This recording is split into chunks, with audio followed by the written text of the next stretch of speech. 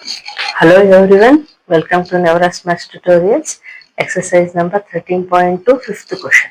ನೋಡಿ ಏನು ಕೊಟ್ಟಿದ್ದಾರೆ, give an oblique sketch and an isometric sketch for each of the following ಅಂತ ಕೊಟ್ಟಿದ್ದಾರೆ.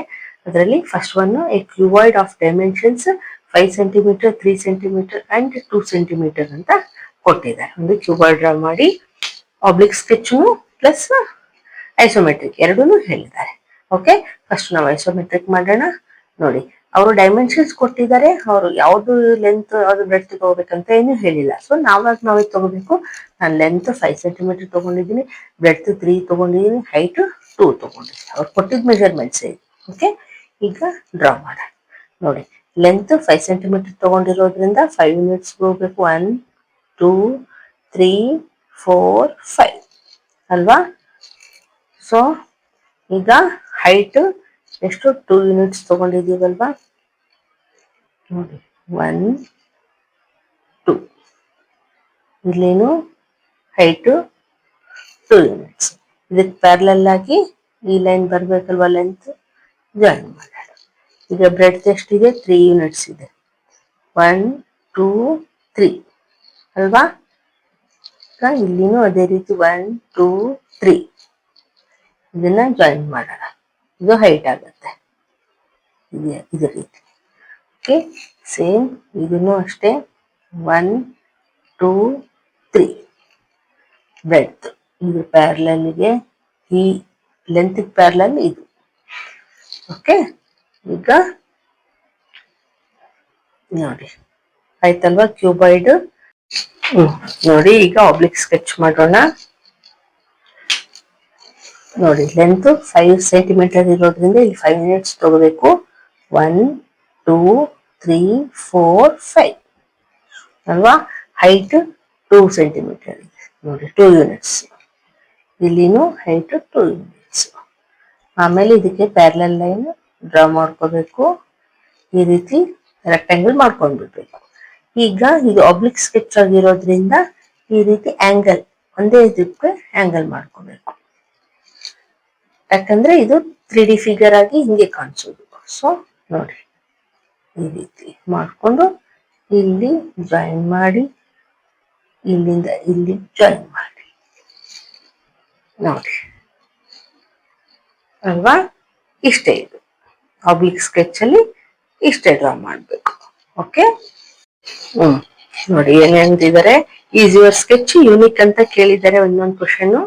ನಾವೇನ್ ಹೇಳ್ಬೋದು? ನೋಡಿ, ಇದಕ್ಕೂ ಮುಂಚೆ ಮಾಡಿದ್ದು ಇದು ಯೂನಿಕ್ ಆಗಿದೆನಾ? ಇಲ್ಲ. ಸೊ ನಾವೇನ್ ಹೇಳ್ಬೋದು? ನೋ ಅಂತ ಹೇಳ್ಬೇಕು. No, it is not unique. ಯಾಕೆ? ಇದು ಆಬ್ಲಿಕ್ ಸ್ಕೆಚ್ ಆಗಿರೋದ್ರಿಂದ ನೋಡಿ, ನಾವು ಇಲ್ಲಿ ಆಂಗಲ್ ರೀತಿ ತಗೊಳ್ತೀವಿ, ಅಲ್ಲಿ ಕರೆಕ್ಟ್ ಮೆಷರ್ ಮಾಡಿ ತಗೊಳ್ತೀವಿ ಐಸೋಮೆಟ್ರಿಕ್ ಸ್ಕೆಚ್ ಅಲ್ಲಿ, ಅಲ್ವಾ? ಸೊ ಇಟ್ಸ್ ನಾಟ್ ಯೂನಿಕ್ ಅಂತ ಹೇಳ್ಬೋದು. ಓಕೆ, ಈಗ ನೆಕ್ಸ್ಟ್ ಒನ್ ಮಾಡೋಣ. ಹಲೋ ಎವ್ರಿವನ್, ಸಾರಿ. ಈಗ ಸೆಕೆಂಡ್ ಒನ್ ಮಾಡೋಣ. ನೋಡಿ ಏನ್ ಕೊಟ್ಟಿದ್ದಾರೆ second one question. A cube with an edge 4 cm long ಅಂತ ಕೊಟ್ಟಿದ್ದಾರೆ. ಕ್ಯೂಬ್ ಅಂದ್ರೆ ಗೊತ್ತಲ್ವಾ? ಸ್ಕ್ವೇರ್. ಸ್ಕ್ವೇರ್ ನೋಡಿ ಈ ರೀತಿ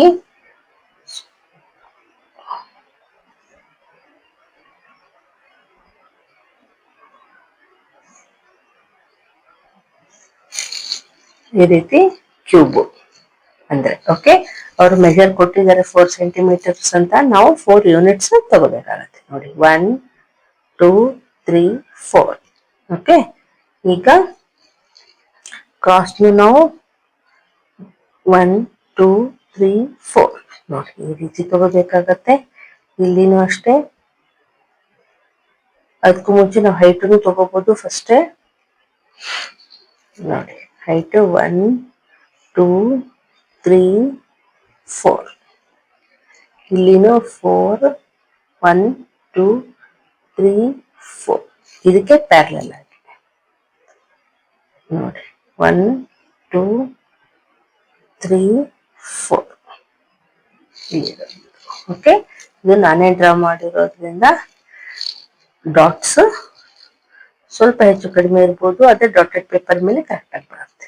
ಓಕೆ, ಈಗ ಇದು ಫಸ್ಟ್ ಇದು ರೆಕ್ಟ್ಯಾಂಗಲ್ ತರ ಕಾಣಿಸ್ಬೋದು, ಯಾಕಂದ್ರೆ ನಾನೇ ಡಾಟ್ಸ್ ಇಟ್ಟಿದ್ದೀನಲ್ವಾ ಅದಕ್ಕೆ. ಆಕ್ಚುಲಿ ಕ್ಯೂಬ್ ಅಂದ್ರೆ ಇದು ಸ್ಕ್ವೇರ್ ಬರುತ್ತೆ. ಓಕೆ, ಈಗ ನೋಡಿ ಇಲ್ಲಿನೂ ಅಷ್ಟೇ 1 2 3 4, ಇಲ್ಲಿನೂ ಅಷ್ಟೇ 1 2 3 4, ಮತ್ತೆ ಇಲ್ಲಿನೂ 1 2 3 4, ಮತ್ತೆ ಇಲ್ಲಿನೂ 1 2 3 4. ನೋಡಿ ಈ ರೀತಿ ಬಂತು, ಇದೇ ನಮ್ಗೆ ಕ್ಯೂಬ್. ಓಕೆ, ಐಸೋಮೆಟ್ರಿಕ್ ಫಿಗರ್ ಆಯ್ತು. ಈಗ ಆಬ್ಲಿಕ್ ಸ್ಕೆಚ್ ಮಾಡೋಣ. ನೋಡಿ ಕ್ಯೂಬ್, ಈಗ ಆಬ್ಲಿಕ್ ಸ್ಕೆಚ್ ಮೇಲೆ ಮಾಡೋಣ. ನೋಡಿ ಯಾವ ರೀತಿ ಮಾಡಬೇಕು. ಆಬ್ಲಿಕ್ ಸ್ಕೆಚ್ ಅಲ್ಲಿ 4 ಸೆಂಟಿಮೀಟರ್ಸ್ ಅಂತ ಹೇಳಿದಾರಲ್ಲ, ಸೇಮ್ ಇಲ್ಲಿನೂ 4 ಯೂನಿಟ್ಸ್ ತಗೋಣ. 1 2 3 4. ಓಕೆ, ಇಲ್ಲಿನೂ 4 ತಗೋಬೇಕಾಗತ್ತೆ. ನೋಡಿ ಇಲ್ಲಿನೂ 4 ತಗೊಂಡ್ವಿ ಆಯ್ತಾ. ಈಗ ನೋಡಿ ಇದು ಆಬ್ಲಿಕ್ ಸ್ಕೆಚ್ ಆಗಿರೋದ್ರಿಂದ ಇಲ್ಲಿ ನಾವು ಆಂಗಲ್ ತಗೊಂಡ್ಬಿಟ್ರೆ ಇದೇ ಬ್ರೆಡ್ ಆಗತ್ತೆ. ಇಲ್ಲಿನೂ ಅಷ್ಟೇ